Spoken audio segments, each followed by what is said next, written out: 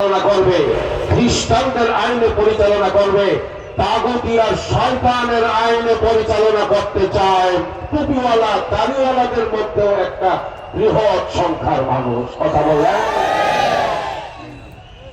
এটা হলো চিন্তাধারার একটা শ্রেণী।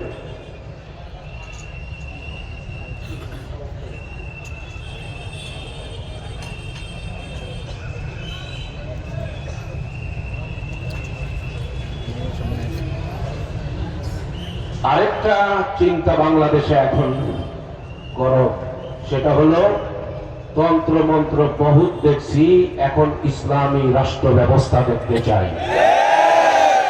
সবাই এটা চাই তো, মনে হয় সবাই চাই, চাই না? আমরা যারা আছি আমরা চাই কি চাই না? এই দেশে কোরআনের আইন বাস্তবায়ন হোক, আল্লাহর আইন বাস্তবায়ন হোক, এদেশে সংসদে আইন পাশ হবে, কোরআনের আইন, এই দেশের আমাদের আদালত পরিচালিত হবে, অর্থনৈতিক ব্যবস্থা পরিচালিত হবে, শিক্ষা ব্যবস্থা পরিচালিত হবে, এদেশের পুরুষ এবং নারীদের সকল ব্যবস্থাপনার মূল চাবিকাঠি হবে কোরআন এবং শরীয়ত। এটা আমরা চাই কি চাই না? ওটা বাংলাদেশ এখন উত্তাল এই দাবিতে। কথা বলেন ঠিক কিনা? এই বিষয়টা নিয়ে একটু পরিষ্কার করা দরকার। ইসলামী শরীয়ত, ইসলামী আইন বাস্তবায়ন হলে এক শ্রেণীর মানুষ মনে করতেছে যে মসজিদের ইমামরা তারা খুব লাভবান হবে, আলেম ওলামারা লাভবান হবে, মুসলমানরা লাভবান হবে, কোরআন প্রেমিকরা আল্লাহ প্রেমিকরা লাভবান হবে, আর যারা ভিন্ন ধর্মের লোক আছে তাদেরকে বাংলাদেশ থেকে গলা টিপে ধাক্কা দিয়ে বের করে দেবে, তারা জুলুমের শিকার হবে, অন্যায়ের শিকার হবে, নির্যাতনের শিকার হবে। এইরকম ভুলভাল বুঝিয়ে এক শ্রেণীর হলুদ মিডিয়া খোলা পানিতে মাছ শিকার করতে চায়। সেজন্য আমি আপনাদের সামনে একটু খোলাসা করবার জন্য ছোট্ট একটা ঘটনা আনতে চাই। হযরতে আলী রাদিয়াল্লাহু তাআলা আনহু খলিফাতুল মুসলিমিন,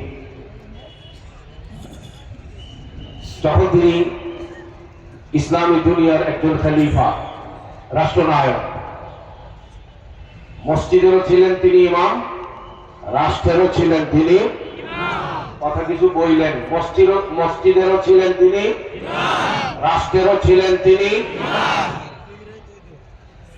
তিনি যে রাষ্ট্রনায়ক ছিলেন, ওনার রাষ্ট্রের পরিধি, ওনার ক্ষমতার অবস্থা, তার যে শক্তি ছিল, সেটা মনে হয় বাংলাদেশ সরকারের প্রধানমন্ত্রী অথবা প্রধান উপদেষ্টার মতোই এইরকম শক্তি ছিল নাকি? অর্ধটা পৃথিবী শাসন করেছেন যারা, তাদের মধ্যে অন্যতম খলিফা, আহাদুম মিনাল খুলাফাইল আরবা, আহাদুম মিনাল আশারাতিল মুবাশশারা বিল জান্নাহ, জান্নাতি সুসংবাদ প্রাপ্ত চার খলিফার এক খলিফা হযরতে আলী রাদিয়াল্লাহু তাআলা আনহু, যার একটা পশমের সমান হওয়ার যোগ্যতা ক্ষমতা গোটা পৃথিবীর বর্তমান জামানার সকল মুসলমান মিলেও নাই। কথা বলে ঠিক কিনা? ওনারা ছিলেন সাহাবা। বলেন ওনারা কি ছিলেন? নাম বলেন, জোরে বলেন, তারা কি ছিলেন? বলেন তারা কি ছিলেন? বলেন সাহাবা। হযরতে আলী রাদিয়াল্লাহু তাআলা আনহু রাষ্ট্র ক্ষমতায় জিহাদের ময়দানে যাচ্ছেন, সরঞ্জাম লাগবে, তাকিয়ে দেখলেন গায়ের যুদ্ধের পোশাকটা গায়ের মধ্যে নাই, তিনি পাচ্ছেন না। পড়ে গেল কোথায়? কার কাছে গেল? খুঁজতে শুরু করলেন। এক পর্যায়ে তিনি নিরুপায় হয়ে গেলেন। ওই গায়ের যে লৌহ পোশাক, ওই পোশাকটা পেলেনই না। যখন তিনি যুদ্ধের ময়দান থেকে ফেরত আসতেছেন, আচমকা তিনি দেখতে পেলেন তার গায়ের লৌহ পোশাকটা কুফা নগরীর বাজারে একজন ইহুদি বেটার হাতে, ওই বেটা এই লৌহ পোশাক বিক্রি করার জন্য বসে আছে। বুঝা থাকলে বলেন পোশাকটা কি সাধারণ মানুষের না খলিফাতুল মুসলিমিনের? বুঝা থাকলে বলেন এই পোশাকটা এখন কোন মুসলমানের হাতে না অমুসলিমের হাতে? ইহুদি বেটার হাতে। হযরত আলী রাদিয়াল্লাহু তাআলা আনহু উনি পোশাকটা দেখা মাত্রই বললেন, হাযিহি দিরঈ লাম আবি' ওয়া লাম আহিব। এই পোশাক তো আমার, আমি তো এটা বিক্রি করি নাই, আমি কাউকে দানও করি নাই, তোমার হাতে তুমি কিভাবে পাইলা? এটা তো আমার। ইহুদি এটা বললেন, আপনি যতই বলেন, দখল যার মালিকানা তার, আমার হাতে আছে, এটা আপনার না, এটা আমার। আচ্ছা বলেন তো, বর্তমান এই গণতান্ত্রিক রাষ্ট্রধারা বিচার ব্যবস্থায় একজন সাধারণ জনগণ রাষ্ট্রের সর্বোচ্চ ব্যক্তিকে এইভাবে চোখ রাঙ্গাইয়া চ্যালেঞ্জ করার মতো দুঃসাহস দেখাতে পারবে? কিন্তু সেটা পাচ্ছে কোন ব্যবস্থায়? ইসলামী রাষ্ট্র ব্যবস্থায়। কথা বলেন। হযরত আলী রাদিয়াল্লাহু তাআলা আনহু চুপ হয়ে গেলেন। তিনি বললেন, তাহলে তো চলো আমরা দুইজনে মিলে দলিল প্রমাণের ভিত্তিতে আমরা কে মালিক সেটা হোক, আমরা চলো আদালতে যাই।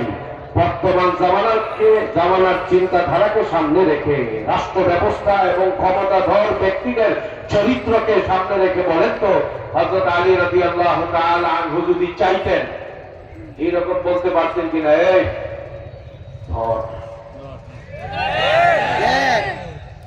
বলতে পারতেন কিনা? হ্যাঁ না, হ্যাঁ শব্দ গোষ্ঠী ধর, আয়নাগর রেডি কর, বলতে পারতেন কিনা? বাংলাদেশে কিন্তু একটা সিস্টেম ছিল 15-16 বছর, আয়নাগরের রাজনীতি ছিল কি ছিল না? এক এক সময় এক এক নামে ছিল। বিগত দিনে ছিল আয়নাগরের রাজনীতি। সবচেয়ে বেশি নির্যাতিত হয়েছে আলেম সমাজ। ভিন্ন মতের সব মানুষগুলোকে দমন করবার চেষ্টা করা হয়েছে। তবে ওই জালেম সরকারের সবচেয়ে বড় শত্রু ছিল এদেশের হাক্কানি উলামায়ে কেরাম, দেওবন্দি উলামায়ে কেরাম, হেফাজতে ইসলামের নেতা কর্মীরা। সেই জন্য আমরা দেখেছি গত 15-16 বছরে সারা দেশের সাহসী উলামায়ে কেরাম, সারা দেশের হকপন্থী উলামায়ে কেরাম, যারা সাহস দিয়ে আল্লাহর কথা বলতেন, বাতিলের বিরুদ্ধে কথা বলতেন, তাদের নামে মামলা দেওয়া হয়েছে, তাদের উপর হামলা করা হয়েছে, তাদেরকে জেলখানায় আবদ্ধ রাখা হয়েছে, তাদের ইজ্জতের উপরে আঘাত করা হয়েছে, তাদের পরিবারকে ধ্বংস করার জঘন্য চক্রান্ত করা হয়েছে। রাষ্ট্রীয়ভাবে এদেশের কওমি মাদ্রাসার পুরো সত্য শেষ করবার চক্রান্ত করা হয়েছে। চেষ্টা করা হয়েছিল নাস্তিক্যবাদকে প্রতিষ্ঠিত করবার জন্য। দেশ থেকে আল্লাহ, আল্লাহ রাসূলের কথা, শরীয়তের কথা যেন আর কেউ শুনতে না পারে, আমাদের এদেশের হাক্কানি সাহসী উলামায়ে কেরামকে নির্মূল করবার চেষ্টা করা হয়েছিল।